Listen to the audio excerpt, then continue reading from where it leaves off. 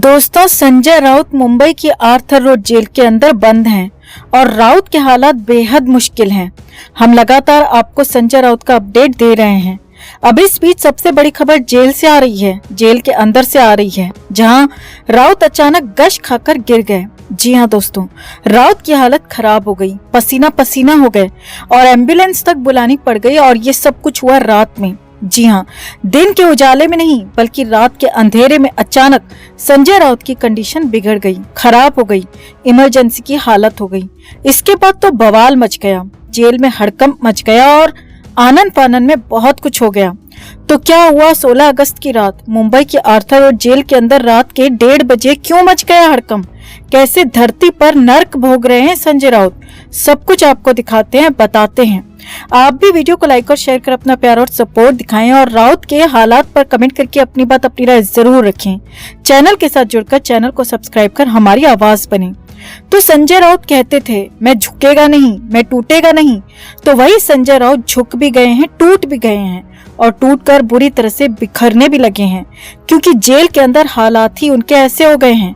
और 16 अगस्त की रात को जो हुआ वो कल्पना से भी परे था, सोच से भी परे था।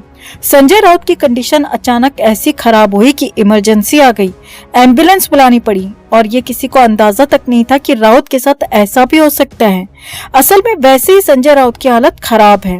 वो दवाइयों पर चल रहे हैं, दवाइयों पर जी रहे हैं और कई बार जेल के अंदर अलग अलग वजहों से संजय राउत दवा नहीं ले पाए हैं, तो उससे उनकी हालत और ज्यादा बिगड़ जाती है।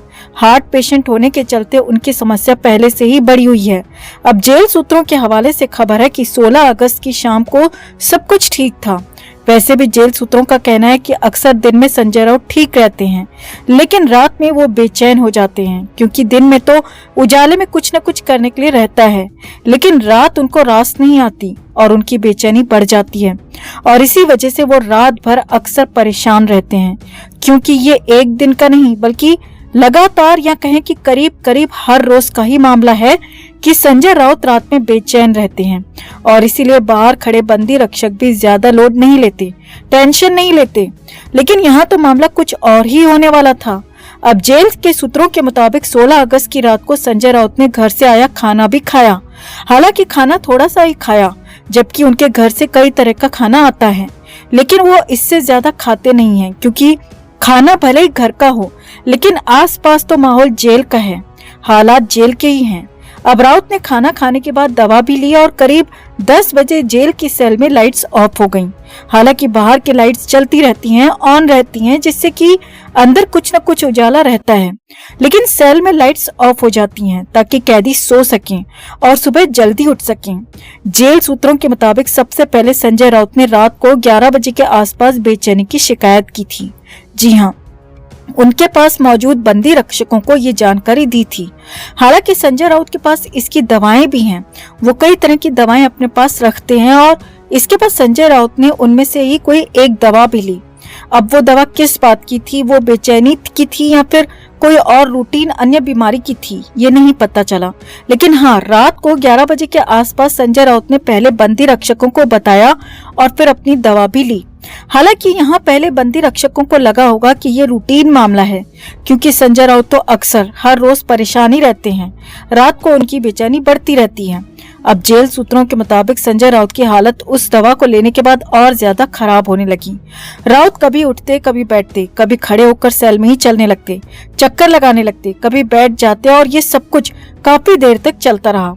यानी कि उनकी बेचैनी बढ़ती जा रही थी, उनकी हालत लगातार खराब होती जा रही थी। अब जेल सूत्रों के मुताबिक रात के 12 बजे के बाद उनकी हालत और ज्यादा बिगड़ने लगी। हालांकि उनको वहां पर बंदी रक्षकों की तरफ से आराम करने के लिए कहा गया, लेकिन वो आराम कर कहां पाते, क्योंकि आराम, चैन, सुकून था ही नहीं। संजय राउत बेचैन थे, क्योंकि जेल में उनकी जिंदगी नर्क जैसी, या कहें कि नर्क से भी बदतर हो चली है। छोटे से 8 बाय 8 के सेल में उन्हें रखा गया है और अंदर ही टॉयलेट भी है।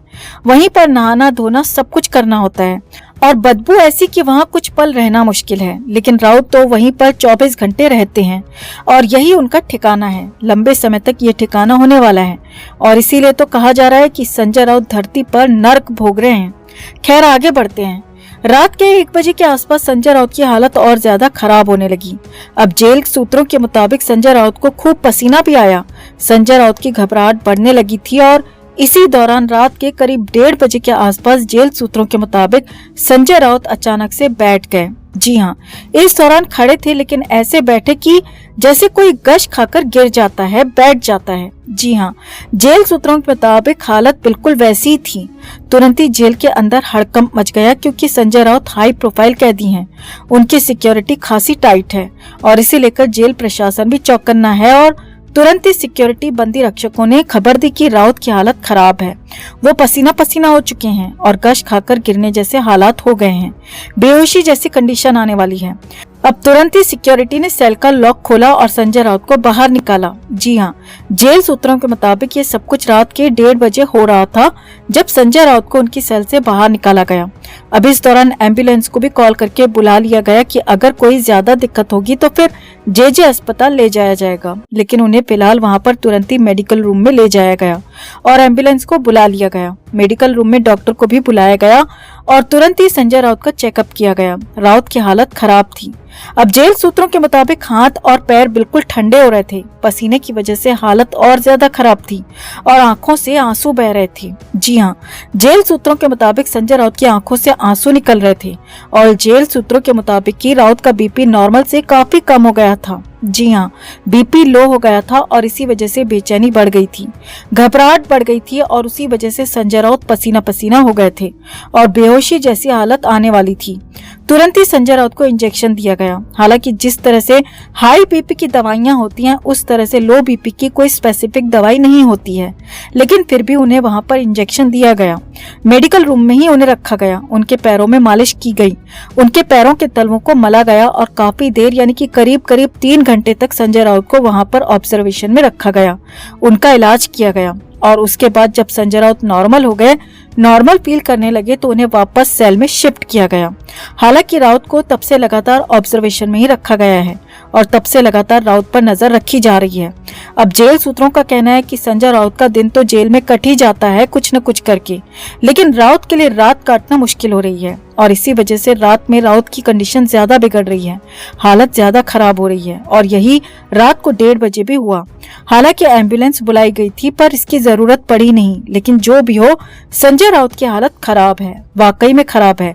और बीती रात को जो हुआ वो तो हैरानी से भी परे था, क्योंकि अगर इतनी जल्दी इतने कम दिनों में संजय राउत की हालत इतनी खराब है तो आगे आगे क्या होगा, क्या हो सकता है, इसका अंदाजा लगाया जा सकता है। क्योंकि हाल फिलहाल लंबे समय तक उन्हें जमानत मिल पाएगी ये फिलहाल संभव दिखता नहीं है। तो आपका राउत के इन हालातों पर क्या कहना है दोस्तों?